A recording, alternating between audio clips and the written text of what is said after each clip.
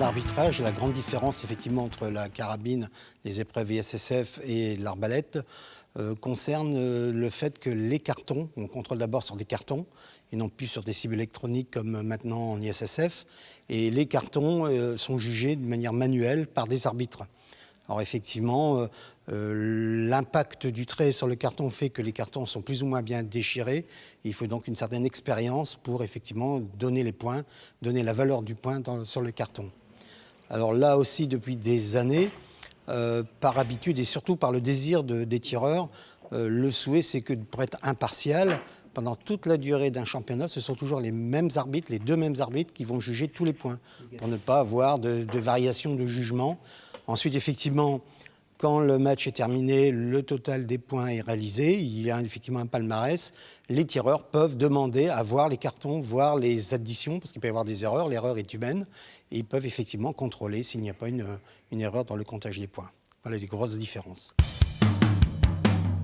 Les cartons pour les cibles, concernant la différence entre effectivement la carabine et l'arbalète, il n'y en a pas en termes de ciblerie. Ce sont les mêmes dimensions, ce sont les mêmes cotes. Le 10 fait le 5/10 de millimètre. Donc pour un carabinier, passer de l'arbalète à la carabine, il ne voit aucune différence. Ce sont les mêmes séquences de tir, la même chose. Je dirais même il y a peut-être un petit avantage à l'arbalète, parce que l'arbalète est une arme qui est très moderne actuellement, qui dispose d'une détente électronique. Il y a aussi par rapport à la carabine ce qu'on appelle un niveau à bulle, chose qui permet de corriger sa position. Et donc, en général, un bon carabinier est un bon arbalétrier, et inversement également. Il y a eu une grosse évolution dans les arbalètes. D'abord, tout au début, ça a été l'amener de l'électronique. Il y a ensuite les arcs en carbone, les cordes qui sont en fibre de verre. Et là, dernièrement, une évolution technique sur la forme de l'arc qui a deux avantages. Le premier, c'est que c'est un arc qui se démonte en deux parties. Et pour le transport en avion, c'est quand même plus agréable.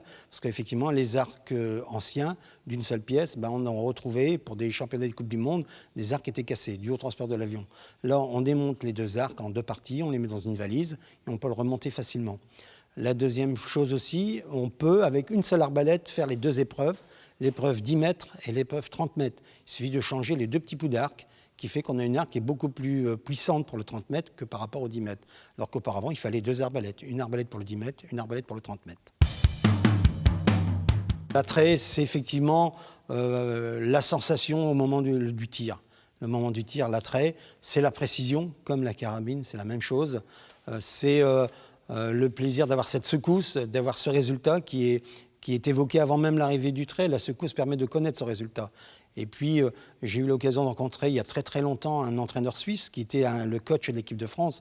Je parle de ça dans les années 90, donc c'est très vieux.